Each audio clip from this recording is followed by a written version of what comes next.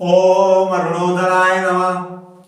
Atharva classes में मैं doctor Kuldeep Kumar Pandey आप सभी प्रिय दोस्तों का स्वागत करता हूं। नमस्कार दोस्तों, आशा करता हूं आप लोग स्वस्थ होंगे। ईश्वर की असीम कृपा आप पर बरसे। आइए आज जिस टॉपिक पे चर्चा होनी है उसी क्रम में देखते हैं। आधुनिक इतिहास पे ही चर्चा चल रही है। टॉपिक वही है जिसके अंतर्गत पुर्तगालियों की चर्चा हो गई, अंग्रेजों की चर्चा हो गई, डच की चर्चा हो गई, आज डेनिश और फ्रांसीसियों की चर्चा करेंगे। आइए प्रारंभ करते हैं आज का टॉपिक। डेनिश अंग्रेजों के बाद व्यापारिक दृष्टिकोण से जो दूसरे विदेशी आए उनमें नाम आता है डेनिश का। आइए प्रारंभ करते हैं। अंग्रेजों के पश्चात डेन व्यापारी भारत आए और ये थे डेनमार्क की डेनिश कंपनी को लेके आए थे। इनकी कंपनी का नाम था डेनिश कंपनी। डेनमार्क की थी। 1616 ईस्वी में भारत में आए। डेनों ने क्या किया, 1620 ईस्वी में अपनी एक प्रथम फैक्ट्री स्थापित की थी। कहां पे? तंजौर। तंजौर जिले में। कहां है ये तंजौर जिला? तमिलनाडु। त्रवणकोर भी इसको कहते हैं, तमिलनाडु। तंजौर में इन्होंने प्रथम फैक्ट्री स्थापित की। त्रवणकोर यानी तमिलनाडु में है तंजौर, 1620 ईस्वी में। इसके बाद डेनों ने 1676 ईस्वी में अपनी दूसरी फैक्ट्री जो है स्थापित की। कहां? बंगाल में। सेरामपुर एक क्षेत्र है बंगाल में, वहां पे इन्होंने जो है 1676 ईस्वी में अपनी दूसरी फैक्ट्री डाली। इनका भी दृष्टिकोण व्यापार करना था। भारत में एक दूसरी कंपनी आई, स्वीडिश की कंपनी थी, व्यापारिक दृष्टिकोण से आई और यह आई थी 1731 ईस्वी में। भारत आने वाली स्वीडिश कंपनी अंतिम कंपनी थी। इस कंपनी का नाम था स्वीडिश ईस्ट इंडिया कंपनी, जिसकी स्थापना 1731 ईस्वी में हुई थी।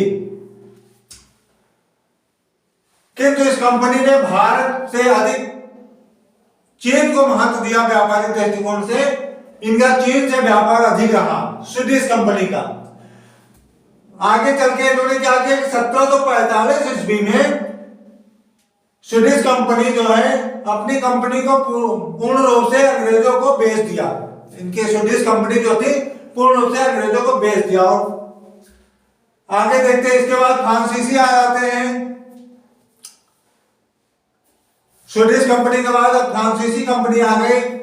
भारत में फ्रांसीसी कंपनी की स्थापना लुई 14वें, जो कि उस समय फ्रांस में राजतंत्रात्मक शासन प्रणाली थी, तो वहां के राजा थे लुई 14वें इस समय, और ये फ्रांस के राजा थे और इनके मंत्री थे, उनका नाम था कार्लबर्ट।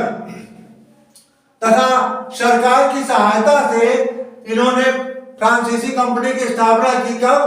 1664 ईस्वी में ये कंपनी लेके भारत आए थे। फ्रांसीसी कंपनी का नाम था कंपनी द इंडेस ओरिएंटलेस। फ्रांसीसी जो कंपनी थी उसका नाम था कंपनी द इंडेस ओरिएंटलेस। ये फ्रांसीसी कंपनी का नाम था।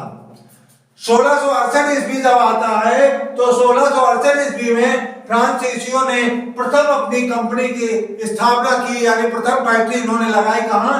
सूरत में। 1669 में इन्होंने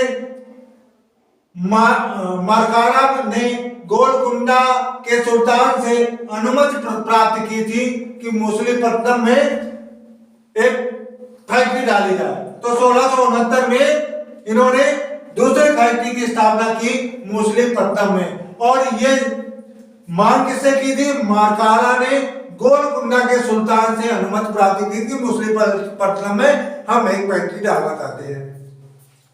तो 1669 में इन्होंने फैक्ट्री डाली। 1672 ईस्वी में एडमिरल डेला है, एडमिरल 1672 में क्या किया इन्होंने? 1672 में एडमिरल डेला हे ने गोलकुंडा के सुल्तान को परास्त कर दिया और वहां पे सेंट थॉमी को छीन लिया वहां से। एडमिरल डेला हे ने गोलकुंडा के सुल्तान को परास्त किया और सुल्तान को परास्त करने के बाद सेंट थॉमी अपने कब्जे में ले लिया, उनसे छीन लिया। कंपनी के निदेशक फ्रांसिस मार्टिन थे जो 1673 ईस्वी में वलिकोंडापुर के सूबेदार, उनका नाम था सूबेदार का शेरखा लोधी से पंचचूरी अर्थात उसको अब इस समय वर्तमान में पांडिचेरी कहते हैं, पंचुरी नामक एक गांव प्राप्त किया जिसे कालांतर में पांडिचेरी के नाम से जाने जाते हैं। यानी पांडिचेरी 1672 ईस्वी में इन्होंने प्राप्त किया था। 1674 ईस्वी में पांडिचेरी जो है 1673 ईस्वी में प्राप्त किया था। 1674 ईस्वी में बंगाल के सूबेदार थे कौन? शाइस्ता खां। 1674 में बंगाल के सूबेदार इस समय थे शाइस्ता खां ने फ्रांसीसियों को एक जगह दी जहां 1690 से 92 ईस्वी में चंदनगर में फ्रांसीसी प्रसिद्ध कोठी बनाई इन्होंने। किसने? फ्रांसीसियों ने। शाइस्ता खां जो कि बंगाल के सूबेदार थे, 1674 में इन्होंने फ्रांसीसियों को एक जगह दी चंदनगर में और वहां पे फ्रांसीसियों ने फैक्ट्री का निर्माण किया। जगह कब मिली थी? 1690-92 में। अभी और भी कुछ बाकी डुप्ले के जमाने में, जिसको साफ करके फिर उसकी चर्चा करता हूं।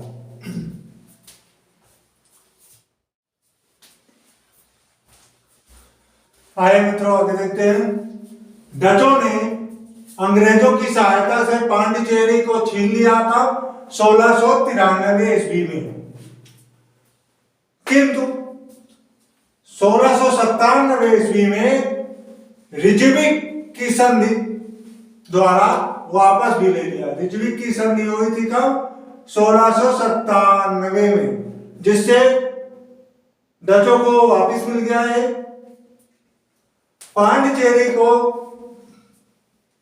भारत में फ्रांसीसी मामले का महानिदेशक नियुक्त किया गया। कब?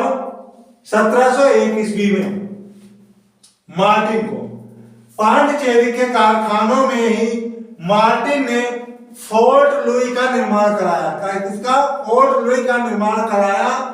मार्टिन की मृत्यु जो है 1706 ईस्वी में हुई थी। 1731 ईस्वी में चंदनगर के प्रमुख के रूप में फ्रांसीसी गवर्नर नियुक्त किए गए थे। कौन? डुप्ले। डुप्ले जो है गवर्नर बने फ्रांसीसी के 1731 ईस्वी में। फ्रांसीसी प्रभाव की भारत में गिरावट हुई। कब? इनका प्रभाव गिरने लगा फ्रांसीसियों का भारत में। कब? 1706 से 1720 ईस्वी में इनका जो है प्रभाव भारत में गिरने लगा था फ्रांसीसियों का। फ्रांसीसियों का जो अधिकार था, उनका अधिकार था मॉरिशस में 1721 ईस्वी में, मालाबार में 1724 ईस्वी में, माही तथा कराईकल यहाँ पे 1739 ईस्वी में इनका अधिकार था फ्रांसीसियों का। अंग्रेजों और फ्रांसीसियों के मध्य कर्नाटक के युद्ध हुए थे, उनका क्या परिणाम रहा आइए देखते हैं।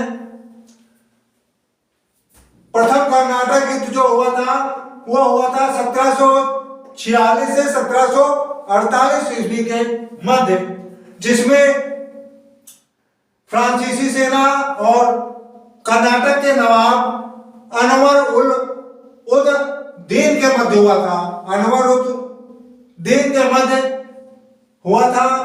कारण था ऑस्ट्रिया का उत्तराधिकारी कौन होगा, इस पे इस कारण युद्ध छिड़ा, जिसमें संधि हुई थी एक्स ला सैपल की संधि के नाम से जानते हैं। इस युद्ध में ये संधि हुई और 1748 में प्रथम कर्नाटक युद्ध में एक्सन ला सैपल की संधि हुई थी और इसके परिणाम क्या हुए, जिसमें फ्रांसीसी विजयी हो गए थे तथा डुप्ले की महत्वाकांक्षा बढ़ गई थी। डुप्ले की महत्वाकांक्षा इसमें बढ़ गई थी। मद्रास जो था अंग्रेजों को पुनः प्राप्त हो गया था। यहां पर प्रथम कर्नाटक युद्ध में, द्वितीय कर्नाटक युद्ध का समय था 1749 से 1754 ईस्वी, जिसका कारण क्या था, हैदराबाद के संस्थापक जो थे निजाम उल मुल्क हैदराबाद के संस्थापक के थे, उनकी जब मृत्यु हो जाती है इस युद्ध में, इस युद्ध के दौरान निजाम उल मुल्क की मृत्यु के बाद कारण क्या रहा, हैदराबाद तथा कर्नाटक के आंतरिक मामले में विवाद था जिसमें इसकी मृत्यु भी हो जाती है और संधि होती है इसमें पांडिचेरी 1754 ईस्वी में इसकी संधि होती है कर्नाटक के द्वितीय युद्ध की। और इसका परिणाम क्या होता है कि अंग्रेजों एवं फ्रांसीसियों ने भारतीय राजाओं एवं नवाबों के आंतरिक मामलों में हस्तक्षेप न करने का वादा किया इस संधि के द्वारा और फ्रांसीसियों के प्रभुत्व की हानि हुई इसमें तथा अंग्रेजों का प्रभाव बढ़ गया। ये द्वितीय कर्नाटक युद्ध का परिणाम हुआ।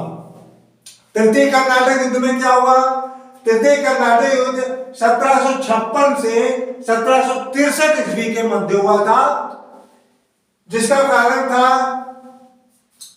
सप्तवर्षीय युद्ध से प्रभावित यह युद्ध हुआ था और संधि थी पेरिस की संधि हुई थी 1763 ईस्वी में कर्नाटक के तृतीय युद्ध में। इसका परिणाम क्या हुआ, इसमें जो है इसको कर्नाटक के तृतीय युद्ध को वाडीवास के युद्ध के नाम से भी जानते हैं। इसी समय वाडीवास का युद्ध भी हुआ था 22 जनवरी 1760 ईस्वी में। वाडीवास के युद्ध में इंग्लिश कंपनी ने फ्रांसीसियों को निर्णायक रूप से परास्त कर दिया था। वाडीवास का युद्ध हुआ था 22 जनवरी 1760 ईस्वी में। वाडीवास के युद्ध में इंग्लिश कंपनी ने फ्रांसीसियों को निर्णायक रूप से परास्त किया था।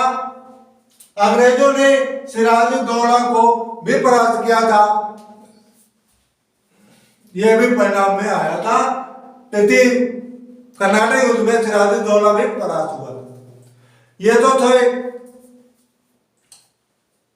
महत्वपूर्ण बलों जो आगमन हुआ था बाहरी कंपनियों का, विदेशी कंपनियों का।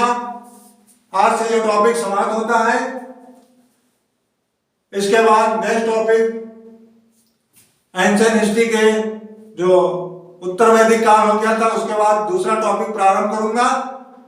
फिर इसी तरह अनवरत रूप से एंशिएंट हिस्ट्री,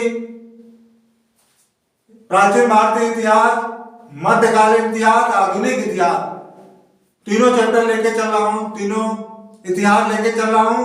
इसलिए जब प्राचीन इतिहास का टॉपिक चालू करूंगा, जब वो समाप्त हो जाएगा तो मध्य इतिहास का टॉपिक उठाऊंगा। जब मध्य इतिहास का टॉपिक समाप्त होगा तो आधुनिक इतिहास उठाऊंगा चर्चा के माध्यम से। यही क्रम अपना चलता रहेगा तैयारी का, समय समय धीरे धीरे चलते हुए तैयारी करते जाने का मौज के साथ। धन्यवाद दोस्तों, नमस्कार। नेक्स्ट वीडियो में प्राचीन इतिहास के एक नए टॉपिक के साथ आपसे फिर चर्चा होगी। तब तक के लिए धन्यवाद।